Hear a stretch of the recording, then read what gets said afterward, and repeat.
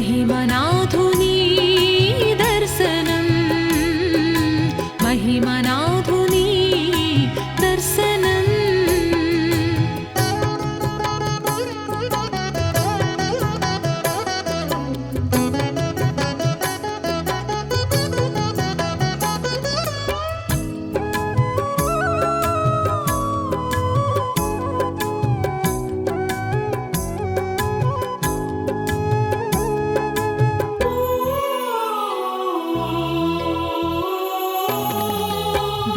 విశ్వమంతటిలో వినూత్నమైన విప్లవం ఆధ్యాత్మిక అంధులలో నైతిక సంచలనం విశ్వమంతటిలో వినూత్నమైన విప్లవం ఆధ్యాత్మిక అంధులలో నైతిక సంచలనం జ్ఞానమైన ప్రతి హృదిలో జీవనది ప్రవాహం జ్ఞానమైన ప్రతి హృదిలో జీవనది ప్రవాహం పదము వీడిన పాంధులకు మార్గదర్శకం పదము వీడిన పాంధులకు మార్గదర్శకం మరణాతా దర్శనం महिमनाथुनी दर्शनं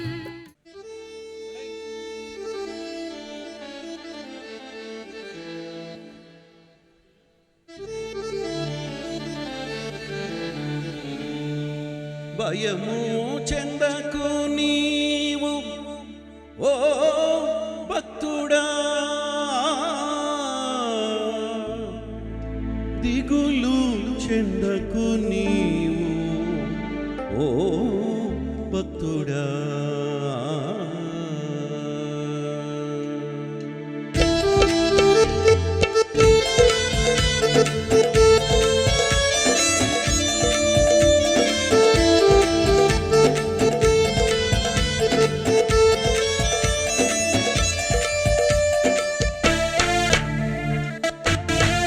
భయము చెందకు భక్తుడా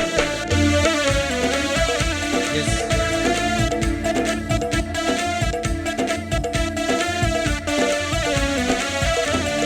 భయము చెందకు భక్తుడా ఈ మాయలోక మహిమాలు చూచినప్పుడు భయము చెందకు భక్తుడా ఈ మాయలోక మహిమాలు చూచినప్పుడు భయము చెందకు నీవు దిగులు చెందకు నీవు భయము చెందకు నీవు దిగులు చెందకు నీవు జీవమిచ్చిన యెహోవా ఉన్నాడు ఓ భక్తుడా ప్రాణం పెట్టిన యేసయ్య ఉన్నాడు జీవమిచ్చిన యెహోవా ఉన్నాడు ఓ భక్తుడా ప్రాణం పెట్టిన యేసయ్య ఉన్నాడు భయము చెందకు భక్తుడా ఈ మాయలోక మహిమాలు చూచినప్పుడు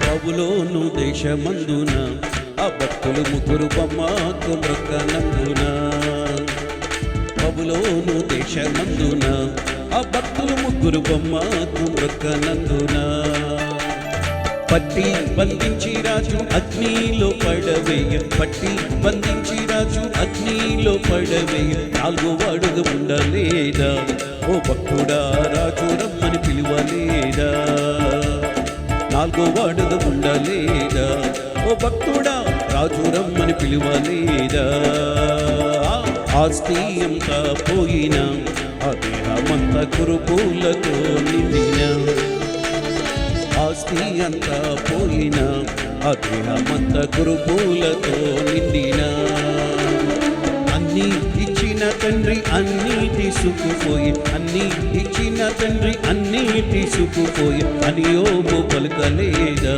ఓ భక్తుడా అన్నీ మరల ఇవ్వలేదా అని యోబు పలుకలేదా ఓ భక్తుడా అన్నీ మరల ఇవ్వలేదా భయము చెందకు భక్తుడా ఈ మాయలోక మహిమాలు చూచినప్పుడు భక్తుడు.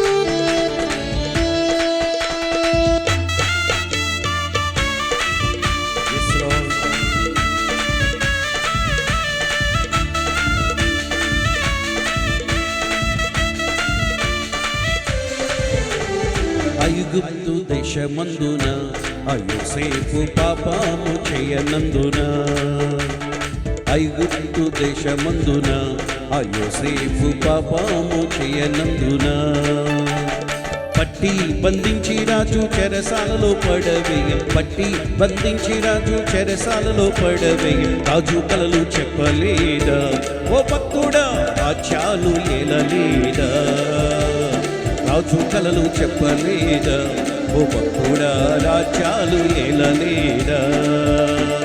సైనికులు కుట్ర చేసిరి, ఆ దానియేలును రాజునకు అప్పగించిరి, సైనికులు కుట్ర చేసిరి, ఆ దానియేలును రాజునకు అప్పగించిరి, పట్టి బంధించి సింహాల గుహలో వేయ, పట్టి బంధించి సింహాల గుహలో వేయ, సింహపు నోళ్లను మూయలేదా ఓ భక్తుడా, రాజు రమ్మని పిలువలేదా, సింహపు నోళ్లను మూయలేదా భక్తుడా, రాజు రమ్మని పిలువలేదా.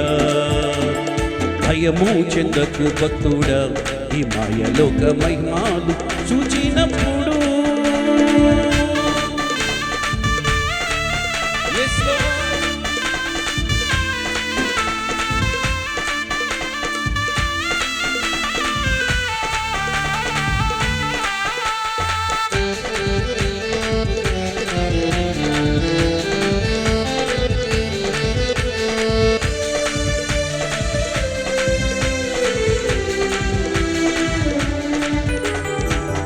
వాక్యం చెప్పుచుండగా అప్పుడు శీలను రాజు నాకు అప్పగించిరి, దేవుని వాక్యం చెప్పుచుండగా అప్పుడు శీలను రాజు నాకు అప్పగించి. మనం దేవునితో గడిపే పార్ట్నర్షిప్లో ఇంకోటి ఏమిటంటే ప్రామిసెస్. దేవుని యొక్క వాగ్దానాలలో మనం కూడా భాగస్వాములు కావాలి.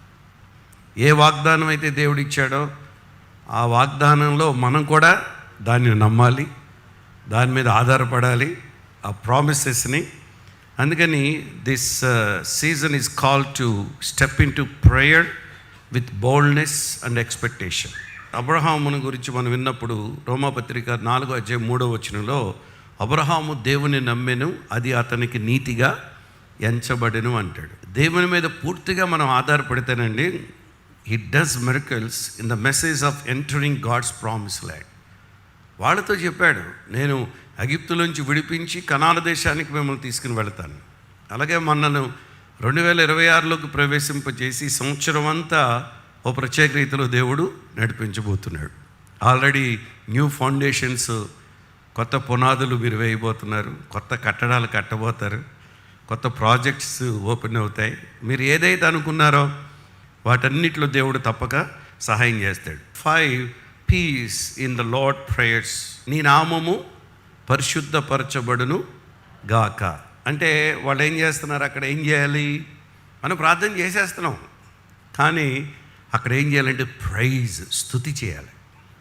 దేవుని నామం పరిశుద్ధమే, కానీ నువ్వు దేవుని నామాన్ని స్తుతించాలి, దేవుని నామాన్ని ఘనపరచాలి, దేవుని నామాన్ని ఆరాధించాలి. అది స్తుతి, ప్రైజ్. రెండవది, నీ రాజ్యము వచ్చునుగాక, నీ చిత్తము పరలోకం ముందు నెరవేరినట్లు భూమి మీద నెరవేరడం కాకంటే అది ఏం చేస్తున్నాం, ప్రార్థన చేసేస్తున్నాం. బట్ మనం ఏం చేయాలి, ప్రొక్లమేషన్, దేవుని స్తుతించాలి, రెండోది ప్రకటించాలి. వీటన్నిటికీ దేవుని గుణ లక్షణాలు. ఎలోలాం, ఎలోహిం మనం వింటున్నాం కదా, క్యాలెండర్లో మీరు చూస్తారా పేరు, అదిగో అదంతా శక్తి అంతా దీని ద్వారా ప్రసరిస్తుంది అన్నమాట. ప్రొక్లమేషన్, ప్రకటించడం ద్వారా ఆయన రాజ్యం వస్తుంది. ఏమని ప్రార్థన చేయాలి, నేను ఇలాగే ప్రార్థన చేసేవాడిని, ప్రభువా నీ చిత్తం పరలోకం ముందు నెరవేరినట్లు భూమి మీద నా ద్వారా, నా కుటుంబం ద్వారా, నా సంఘము ద్వారా నెరవేర్చయ్యా అని ప్రార్థన చేస్తాను ఇప్పుడు కూడా. అంటే మన ప్రార్థన విధానం అలా ఉండాలి. అలా ప్రార్థించిన వాళ్ళని దేవుడు అలాగే సిద్ధం చేస్తాడు. ఈ మూడవదిగా చూస్తే పిటిషన్, విన్నపం అనమాట. పిటిషన్ అంటే ఈ అనుదిన ఆహారం నేడు మాకు దయచేయి. అంటే రోజు వచ్చేస్తున్నాయి డబ్బులు, తినేస్తున్నాం, ఖర్చు పెట్టేస్తున్నాం, అయిపోతుందే కానీ ఈ ప్రార్థన చేయట్లేదు మీరు. ఏదో ఆటోమేటిక్గా డబ్బులు వచ్చేస్తాయి, ఆటోమేటిక్గా బిజినెస్ జరుగుతుంది, ఆటోమేటిక్గా దేవుడు ఇచ్చేస్తాడు. నో, మీరు అడగట్లేదు, మీరు ప్రార్థన చేయట్లేదు. విన్నపం అంటే పార్ట్నర్షిప్. ప్రభు ఏ విధంగా తండ్రితో భాగస్వామి అయ్యాడో అలాగే శిష్యులను అలాగే వాళ్ళను నేర్పించాడు. ఈ రోజున మేము కూడా, మనందరం కూడా అదే భాగస్వాములే. ఈ నాలుగవది క్విక్గా చూస్తే, నాలుగవది వచ్చేటప్పటికి ప్రామిస్, వాగ్దానం. వాగ్దానంలో ఏముంటుంది? మమ్మల్ని క్షమించుము మరియు మేము ఇతరులను క్షమించడానికి మాకు సహాయం చేయి. మా రుణస్థులను మేము క్షమించిన ప్రకారము మా రుణములను క్షమించమని. అంటే అక్కడ ఏం కనబడుతుందంటే మనకి ప్రామిస్, దేవుని సన్నిధిలో వాగ్దానం. అది ఈ దేవుడు క్షమించే దేవుడు అని. అండ్ ఫైనల్గా ఐదవది వచ్చేటప్పటికి పవర్, శక్తి. Praise, proclamation, petition, promise and power అన్నమాట. అసలైంది శక్తి ఇక్కడ ఉంది. ఇదేంటి? Is the kingdom and power and glory for ever. అక్కడ ఉంటుంది ఏమన్నా, నీ రాజ్యము, శక్తి, బలము వచ్చిన గాక అంటాం చివరిలో. అంటే దేవుని శక్తి ఆ ప్రార్థనలో ఉంటుంది. ప్రామిస్, వాగ్దానాలు. సుఖ సౌకర్యాల కంటే, భోగభాగ్యాల కంటే, మీరు ఇప్పుడున్న తరుణంలో మీరు ఎంజాయ్ చేస్తున్న మీ లైఫ్ కంటే, గుర్తుపెట్టుకోండి, ఇలా ప్రార్థించి ఇలా వాగ్దానాలను నమ్మి ఇలా ప్రకటన చేస్తే దానికంటే అద్భుతమైన ఆనందం దొరుకుతుంది. హల్లెలూయా. ఎందుకంటే మనం అటు దేవుణ్ణి సంతోషపరుస్తాం, ఒక వ్యక్తి జీవితంలోకి రక్షణలోకి తీసుకురావడానికి, ఆ వ్యక్తిని దేవుని సన్నిధికి నడిపించడానికి మార్గం అవుతుంది. ఇక్కడ ఏమంటాడంటే 2 పేతురు 1:4 ఆ మహిమ గుణాతిశయములను బట్టి ఆయన మనల్ని అమూల్యములను అత్యధికములనైన వాగ్దానములను, అందరూ ఈ మాట చెప్పండి, అమూల్యములను అత్యధికములనైన వాగ్దానములు అనుగ్రహించాడంట. దురాశ అనుసరించడం వలన లోకమందున్న భ్రష్టత్వమును ఈ వాగ్దానముల మూలముగా మీరు తప్పించుకొని, అదిగో దురాశలను, ఈ లోకమందున్న భ్రష్టత్వాన్ని నుంచి మనం తప్పించబడాలంటే మనకేం కావాలి? వాగ్దానం. వాగ్దానం అంటే ఏంటి? లేఖనం. వాగ్దానం అంటే ఏంటి? దేవుని వాక్యం, దేవుని మాట, దేవుని యొక్క అద్భుతమైనటువంటి ఖడ్గం, 2 అంచుల వాడైనటువంటి ఈ ఖడ్గం, ఈ వాక్యం అనే ఖడ్గం మనలో ఉండాలి. అప్పుడు వాటిని మనం జయిస్తాం. ఇక్కడ ఏమంటాడంటే, ఈ వాగ్దానముల మూలంగా మీరు తప్పించుకొని దేవ స్వభావమునందు పాలువారగినట్లు వాటిని అనుగ్రహించాను. దేనిలో మీరు పాలువారు, దేనిలో మీరు భాగస్వాములు, దేంట్లో మీరు పార్ట్నర్స్ అని అంటే దైవ స్వభావం. అసలు ఆ స్వభావం మనలో, దేవుని రూపం మనకిచ్చాడా ఆ రోజున మనల్ని సృష్టించినప్పుడు? తర్వాత మనం దేవునికి దూరం అయితే తన కుమారుని లోకానికి పంపించి మనం రక్షించి ఆయన మనసు మనకిచ్చాడా? అందుకే క్రీస్తు యేసునకు కలిగిన మనసు మీరును కలిగి ఉండండి. ఆ మైండ్, ఆ మనసు ఉంటే చాలండి. క్రీస్తు మనసు, దేవుని స్వభావం, పరిశుద్ధాత్మ నడిపింపు ఉంటే మీరు సక్సెస్. ఇవి కాకుండా లోకంలో మీరు ఎంతైనా సాధించండి, ఎన్నైనా సంపాదించండి, ఏమన్నా చేయండి, జీరో, ఉపయోగం లేదు. అందుకే దైవశక్తి జీవమునకు 3వ వచనంలో అంటాడు. 2 పేతురు 1:3 మీరు చూస్తే, దేవుని గూర్చినట్టు మన ప్రభువైన యేసును గూర్చినట్టునైనా అనుభవ జ్ఞానం వలన మీకు కృపయు సమాధానము దేని నుంచి రావాలి? అనుభవ జ్ఞానం. అనుభవాలు వేరు, అనుభవ జ్ఞానం కావాలి. ఏ అనుభవ జ్ఞానం అది? అనుభవాలేమో మనలోంచి మన జీవితంలో దేవుడు చేసిన వాటిని మనం చెప్తాం. అనుభవ జ్ఞానం మనకు కావాలి, దేవుని దగ్గర నుంచి రావాలి ఆ జ్ఞానం. ఇక్కడ ఏమంటాడంటే, దైవశక్తి జీవమునకును భక్తికిని కావలసిన వాటన్నిటినీ అంటాడు. పరలోక తండ్రి ప్రేమ యేసుక్రీస్తు ద్వారా మనకు ఎలా వచ్చిందో దాన్ని చెప్తాడు. అంటే దైవశక్తిని, జీవనానికి, భక్తికి కావలసిన వాటన్నిటిని ఆయన అనుగ్రహిస్తాడు. క్రీస్తు యేసులో ఉన్న సంపూర్ణ రక్షణను మనం పొందుకున్నాం. అంచేత వాగ్దానం, దేవుని వాక్యం మానవ జ్ఞానం కాకుండా, యుక్తి కాకుండా, సిద్ధాంతపరం కాకుండా, థియాలజీ వేదాంతం కాకుండా, పైకి నటన కాకుండా, యాక్షన్ కాకుండా, వేషధారణ కాకుండా, నటించే వాళ్ళంగా కాకుండా, క్రీస్తు స్వభావాన్ని మనం కలిగి ఆయనను చూపించే వరంగా మనం ఉన్నాం. మనం ప్రకటించే సువార్త అసంపూర్ణమైన వెలితిగా కనబడుతూ ఉంటే దాని అర్థం క్రీస్తు ప్రభు మనలో లేనట్లే. అపోస్తులు ప్రకటించినటువంటి సువార్తను మనం ప్రకటిస్తూ మనం ముందుకు సాగుదాం. ఈ 3-4 వచనంలో చెప్పిన మాట, ఒక వ్యక్తి కృపను సమాధానము కేవలము యేసుక్రీస్తును తెలుసుకోవటం ద్వారానే సాధ్యం. అది ఏది? ఒక వ్యక్తికి కృప అనేది కానీ, ఒక వ్యక్తికి జీవితంలో సమాధానం అనేది కానీ, పాపం నుంచి విడిపించబడి అలాగే దేవునితో సమాధాన పడటం అనేది అది యేసుక్రీస్తు ద్వారానే సాధ్యం. అది వాగ్దానం కూడా. ఆయన వాగ్దానం చేశాడు మనకు, నేను అలా అనుగ్రహిస్తానని. అందుకని ఇంకా దీంట్లో దేవుని గూర్చినట్టు మన ప్రభువైన యేసుక్రీస్తును గూర్చినట్టు నేను అనుభవ జ్ఞానం అంటాడు. ఆ మహిమ గుణాతిశయములు బట్టి అంటాడు. ఆయన మనకు అమూల్యములు అత్యధికములైన వాగ్దానములు అనుగ్రహించి ఉన్నాడు. The purpose of the promise. అసలు వాగ్దానం దేవుడు మనకు ఎంత ఇస్తాడంటే become part takers of the divine nature. దైవ స్వభావంలో పాలిభాగస్తులు కావడానికే ప్రామిస్, అంతేగాని మరొక దానికోసం కాదు. దేవుడు నీకు పిలుపునిచ్చింది, దేవుడు నీకు దర్శనం ఇచ్చింది, దేవుడిని రక్షించింది, దేవుడు మనలను రక్షణలోకి తీసుకొచ్చి మన బాప్తిసం పొంది దేవుని దీవెనలు ఆశీర్వాదాలు ఇవన్నీ పొందుకోవడానికి కేవలము దీన్ని ఇంకోటి చెప్తాను, meaning to share in God's character and living righteously, escaping sin. నీతిగా ఉండాలి, అలాగే దేవుని గుణలక్షణాలు ప్రకటించాలి. అందుకే ఈ సంవత్సరం అంతా ఈ గుణలక్షణాలు 12 మీకు క్యాలెండర్లో కనబడతాయి. అవి చదవండి, దాని గురించి మరింత ఎక్కువ ఆలోచించండి. అలాగే ఎస్కేపింగ్ సిన్, పాపమునకు దూరంగా ఉండాలి. ఎగ్జాంపుల్స్ ఆఫ్ ప్రామిసెస్, వాగ్దానాలు ఉదాహరణలు ఏంటో చెప్పమంటారా? ఇంక్లూడింగ్ మన వాగ్దానాలు ఉదాహరణ ఏంటంటే మనం పొందిన రక్షణ, మనం పొందే నిత్య జీవం, దేవుని సన్నిధి, అలాగే దేవుని మార్గదర్శకం, ఆయన గైడెన్స్, అలాగే దేవుని యొక్క పోషణ, దేవుని యొక్క శాంతి, దేవుని యొక్క బలం, తర్వాత దేవుని యొక్క నూతనత్వం, రెన్యువల్, న్యూ థింగ్స్ అన్నమాట, నూతన క్రియ. ఇవన్నీ ప్రామిసెస్ ఎగ్జాంపుల్స్ అన్నమాట. నీ రక్షణ ఏంటో తెలుసా? వాగ్దానమే.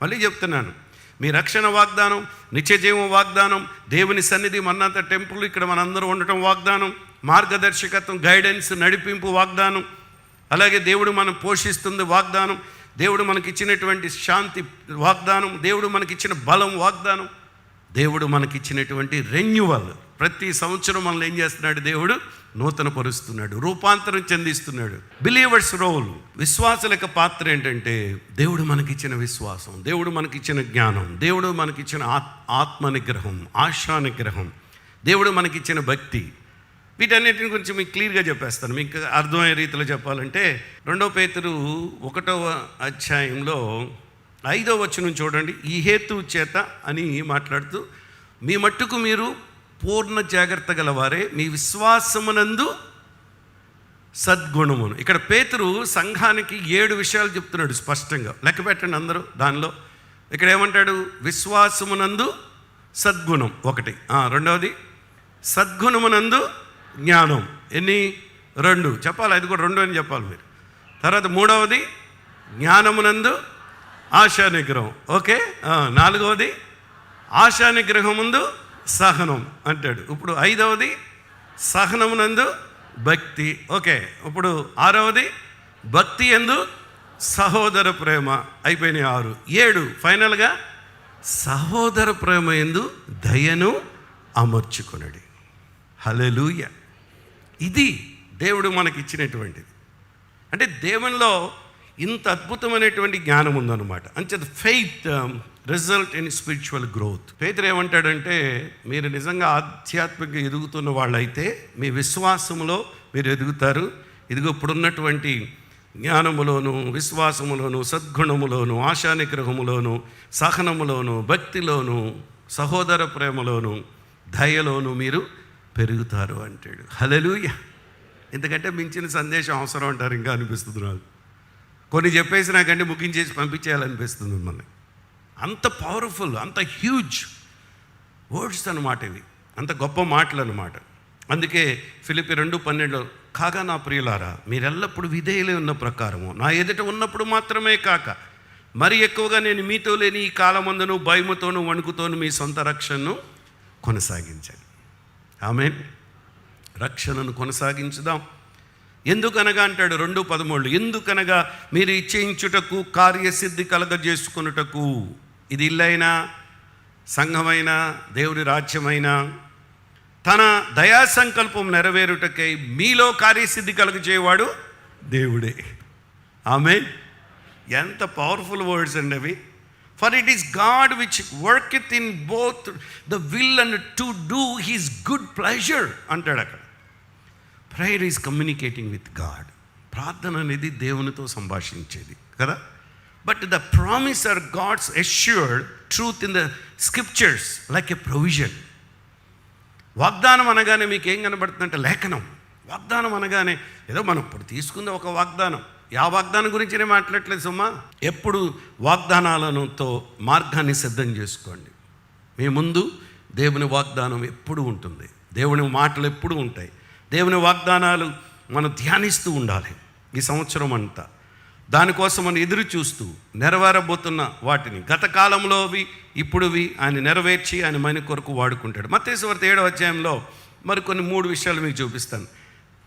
ఇంకోటి ఏంటంటే, మనం దేవుని వాగ్దానాల మీద, దేవుని మాట మీద ఆధారపడకుండా మనం ఏం చేస్తున్నామంటే ఈ రోజున తీర్పులు తీర్చడం, ఇతరులను విమర్శించడం, నెగిటివ్ ఎక్కువైపోయింది.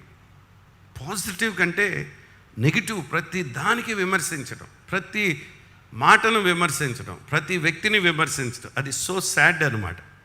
But the king's principles, true judgement అనేది దేవుని రాజ్యంలో రాజు యొక్క సూత్రాల్లో, రారాజు కదా మన రాజు, మన ప్రభు యొక్క సూత్రాల్లో తీర్పులు ఎప్పుడు ఎలా ఉంటాయంటే, ఆనాడు శాస్త్రులు, పరిసయ్యులు వాళ్ళందరూ కూడా వాళ్ళు తీర్పు తీర్చిన విధం చాలా దారుణం. అంతా వాళ్ళు తప్పు చేసి వాళ్ళు తీర్పు తీర్చేవాళ్ళు. తన కంట్లో ఏం పెట్టుకునేవాళ్ళు? 7వ అధ్యాయం అంతా ఉంటుంది మొత్తం, అంత భలే మాటలు ఉంటాయి. కంట్లో ఏం పెట్టుకునేవారు? దూళాలు పెట్టుకునేవారు. ఎదుటి వాళ్ళ కంట్లో ఏం చూసేవాళ్ళు? నలుసుని చూసేవాళ్ళు. అసలు భలే ఉంటాయి అవన్నీ. వాళ్ళు అసలు ప్రతి దాంట్లో ఉపవాస ప్రార్థన చేస్తే బహిరంగం, దేవునికి ఏదైనా ఇస్తే చెప్పుకోవడం, మేము ఇచ్చామని. ఇవన్నీ అసలు అవి చదువుతుంటే చాలా విచిత్రంగా ఉంటుంది. అందుకే వాళ్ళు జడ్జిమెంట్ ఎలా చేశారంటే, ఫస్ట్ ఏంటంటే our judgement of our self. 7వ అధ్యాయం 1-5 వరకు తీర్పుని గురించి ఏమంటాడంటే, మొదటగా నిన్ను గురించి నువ్వేం తీర్పు తీర్చుకుంటావు. మన గురించి మనం ఇచ్చే తీర్పు. ఇతరులకు తీర్పు తీర్చావు మనుషుడా, నీ గురించి నువ్వు ఎలా తీర్పు తీర్చబడతావంటే. అందుకే నేను ఎందుకు చెప్తానంటే, ప్రార్థన మీద, వాగ్దానాల మీద, దేవుని మాట మీద నిలబడితే చుట్టుపక్కల ఎవరు ఏమన్నా, ఎన్నన్నా, విన్నా వినకపోయినా, అనుకోకపోయినా మనం దూసుకుంటూ వెళ్ళిపోతాం ముందుకంతే. హల్లెలూయా. వాగ్దానం మిమ్మల్ని తీసుకెళ్ళిపోతుంది. ఎవరు నోరెత్తడానికి పని లేదు. దేవుడు ఇచ్చాడు వాగ్దానం, దేవుని మాట. బేస్ ఏంటి మనకి? దేవుడు మాట్లాడాడు, దేవుడు వాగ్దానం ఇచ్చాడు అన్నట్టు బేస్ ఏంటి చెప్పండి? వాక్యమే. ఈ వాక్యాన్ని నువ్వు కాదంటావా? అనలేం కదా. అందుకని ఇక్కడ 2వది చూస్తే 6వ వచనం నుంచి 7వ వచనం వరకు మీరు చూస్తే అక్కడే ఉందంటే, అవర్ జడ్జిమెంట్ ఆఫ్ అదర్స్. ఇతరుల గురించి మనం ఏం తీర్పు తీరుస్తున్నాం? That's not right. మన గురించి ఎలా తీర్పు తీర్చుకున్నాం, ఇతరుల గురించి ఎలా తీర్పు తీరుస్తున్నాం. But finally God judgement of us. మనల్ని దేవుడు ఎలా తీర్పు తీర్చుతాడు. దేవుడు తీర్పు తీర్చినప్పుడు మనం ఎలా ఉంటున్నాం అక్కడంతా తెలిసిపోద్ది మొత్తం. ఆ దినమున ఆయన ఎదుట నిలబడినప్పుడు మన లెక్కలన్నీ బయటకు వచ్చేస్తాయి. అందుకని కడు జాగ్రత్తతో ఉండమని చెప్తూ, one of the key factors about seeing God's promises come into fulfillment is trusting in the Lord along the journey. మీకు నిజంగా ఏం కావాలో, ఏది అవసరమో అడగకముందు ఆయన తెలుసు. బట్ అడుగుదాం. ఆమేన్. అడగటం కూడా మెల్లిగా అడుగుద్దు. ఏం అడుగుదాం? గట్టిగా అడుగుదాం, ఎక్కువ అడుగుదాం, తక్కువ అడగొద్దు. అందుకని దేవుని వాగ్దానాలు. But yes, trusting in the Lord through the journey is essential of seeing his promises fulfilled. నమ్మకం, విశ్వాసం, ఆయన మీద ఆధారపడి ముందుకు వెళ్దాం. Key aspects of trusting God's promises. దేవుని వాగ్దానాలు విశ్వసించిన ముఖ్యమైనటువంటి అంశాలు ఏంటంటే, దేవునికి ఒకటి ఫెయిత్ ఓవర్ సైట్. కంటికి కనిపించేది ఏంటి చెప్పండి? విశ్వాసం కదా. విశ్వాసం అనేది నిరీక్షింపబడి వాటి యొక్క నిజ స్వరూపం, అది కనబడదు అది మనకి, కానీ నిజ స్వరూపం ఉంది, నమ్మాలంతే. అదిగో వాగ్దానం నమ్మేవాళ్ళు ఖచ్చితంగా అది ఉండాలి. నిజమైన విశ్వాసం అంటే ఫలితాలు చూడకముందే నమ్మటం, అడిగిన తర్వాత పొంది ఉన్నామని నమ్మటం, దేవుడు ఇచ్చేశాడని నమ్మటం.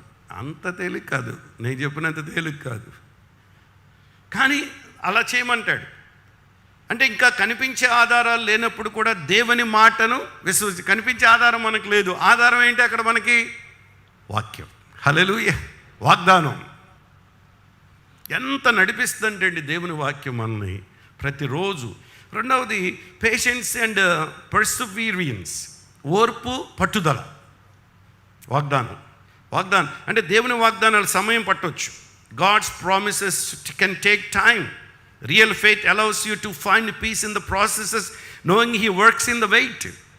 దాని అర్థం ఏంటో తెలుసా? మనము వేచి ఉండటం, పట్టుదలతో ఉండటం అంటే అది లేట్ అవుతుంది, వెయిటింగ్లో ఉన్నాం అంటే దేవుడు ఏం చేస్తున్నాడు? వర్క్ చేస్తున్నాడు.